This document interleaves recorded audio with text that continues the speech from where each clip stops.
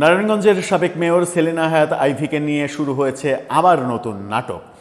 হাইকোর্টের স্পষ্ট নিষেধাজ্ঞা জারি আমরা দেখেছি যে তাকে নতুন কোনো মামলায় শোন অ্যারেস্ট দেখিয়ে কোনো ধরনের হয়রানি করা যাবে না।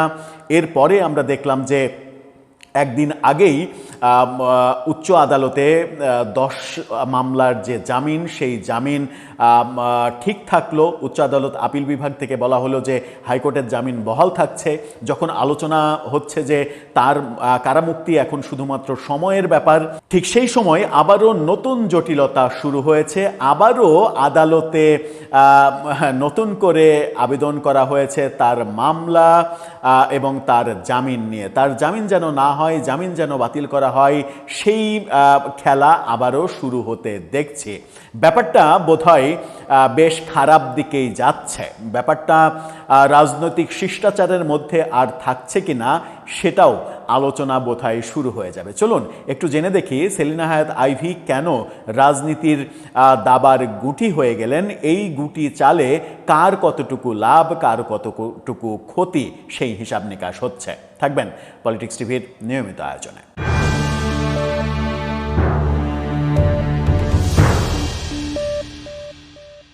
দর্শক, বলছিলাম সেলিনা হায়াৎ আইভী নারায়ণগঞ্জের সাবেক মেয়র, তাকে নিয়ে আবার নতুন খেলা শুরু হয়েছে। এই খেলা চলতে থাকলে রাজনীতির মাঠের যে অস্থিরতা, সেই অস্থিরতা থাকবে না, মানে অস্থিরতা কাটবে না, এবং গণতন্ত্রের যে সৌন্দর্য, সেই সৌন্দর্য নষ্ট হবে। কি বলছে গণমাধ্যম? কালের কণ্ঠের এই শিরোনামটা দেখে নিন। সেখানে বলা হচ্ছে, হাইকোর্টে আইভীর জামিন স্থগিত চেয়ে রাষ্ট্রপক্ষের আবেদন। মানে হাইকোর্টে জামিন স্থগিত চেয়ে আবেদন। হাইকোর্টের দেয়া জামিন হাইকোর্টেই আবার স্থগিত চেয়ে আবেদন করা যায়? আবেদন তো করতে হয় আপিল বিভাগে। তো আপিল বিভাগে আবেদনের প্রেক্ষিতে আপিল বিভাগ তো 10 মামলায় বলে দিয়েছে হাইকোর্টের জামিন ঠিক থাকবে, অর্থাৎ আইভীর মুক্তি পেতে আর সমস্যা নেই। এই তো একদিন আগেই পত্রিকায় কি খবর হয়েছিল দেখুন সেই খবরটি। সেখানে বলা হয়েছিল যে 10 মামলায় আইভীর জামিন বহাল, মুক্তিতে বাধা নেই। আইনজীবী স্পষ্ট জানিয়েছেন। এই খবরটা, শিরোনামটা যেটা দেখলেন, সেটা তো নিশ্চয়ই আপনারা বুঝতে পারছেন যে ঘটনাটা কি ঘটেছিল। এবার যখন ঘটনাটা আমরা পাল্টে যেতে দেখছি, তখন ব্যাপারটাকে কিভাবে বর্ণনা করা যায়। কি বলছে?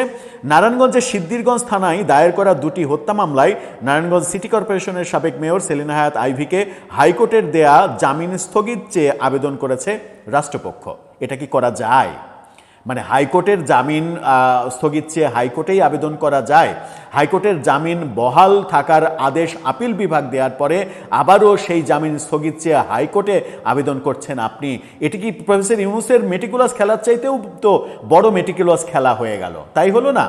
কি বলছে যে আপিল বিভাগের চেম্বার জজ আদালতে সংশ্লিষ্ট এই শাখায় আবেদন করা হয়েছে। মানে আপিল বিভাগে আবারও, চেম্বার জজ আদালতে আবারও আবেদন করা হয়েছে। এর আগে 30 এপ্রিল সিদ্ধিরগঞ্জ থানার 2টি মামলায় আইভীকে জামিন দেন হাইকোর্ট।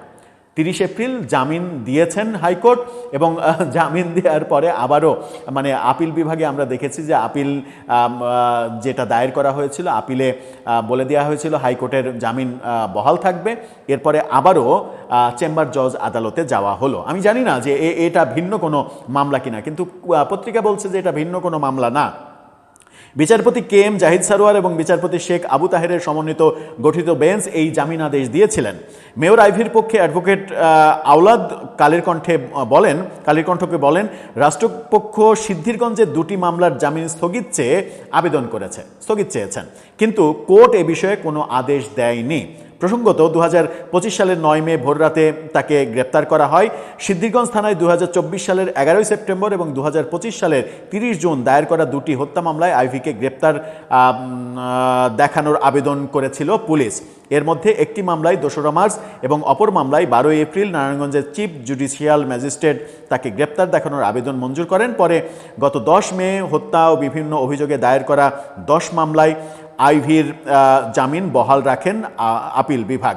এই যে আপিল বিভাগ 10 মামলায় জামিন বহাল রেখেছেন, এই 10 মামলায় জামিন বহাল রাখার পরে তো তার মুক্তি পাওয়ার কথা। আইনজীবী সেটাই জানিয়েছিলেন একদিন আগে, কিন্তু এখন আবার হাইকোর্টের জামিন নিয়ে আবারও যাওয়া হচ্ছে। তাহলে কি আইভীর বিরুদ্ধে 10টি না 12টি মামলা? মানে আইভীর বিরুদ্ধে আসলে কত মামলা? কিভাবে এই ব্যাপারগুলো হচ্ছে এবং আইভিকে যে কোনো মূল্যে কারাগারে রাখার যে প্ল্যান প্রফেসর ইউনূস সরকার করেছিল, সেখান থেকে আমরা ব্যতিক্রম কোনো চিত্র দেখতে পাচ্ছি না কেন? একই পথে কেন বর্তমান গণতান্ত্রিক সরকারও চলতে চাইছে? একজনের জামিন পাওয়ার অধিকার কেন কেড়ে নিতে চাইবে, যখন তারা সমালোচনা করছে যে আওয়ামী লীগ তার আমলে বিএনপির বহু নেতাকর্মীকে জামিনের অধিকার কেড়ে নিয়েছিল, তাদেরকে জেলে রেখেছিল, এই অভিযোগ যখন তারা করছে এবং সেটাকে তারা যখন অন্যায় বলছে, তখন সেই অন্যায় কর্মটা আবার তারা কেন করবে? যদি তাই করে তাহলে তো আওয়ামী লীগ সরকারের ওই কর্মকাণ্ডকে খারাপ বলার অধিকার আর তাদের থাকবে না। খারাপকে খারাপ বলার পরে সেই একই কাজ তো আমি করতে পারি না, কারণ আমি নিজেকে দাবি করছি ভালো। যদি একই কাজ আমি করি তাহলে তো খারাপের থেকে আমার কোনো পার্থক্য থাকলো না, আমিও খারাপ হয়ে গেলাম। এভাবেই কি চলবে দেশ? দর্শক, আপনার কাছে কি মনে হয় জানিয়ে লিখতে পারেন আমাদের কমেন্ট বক্সে।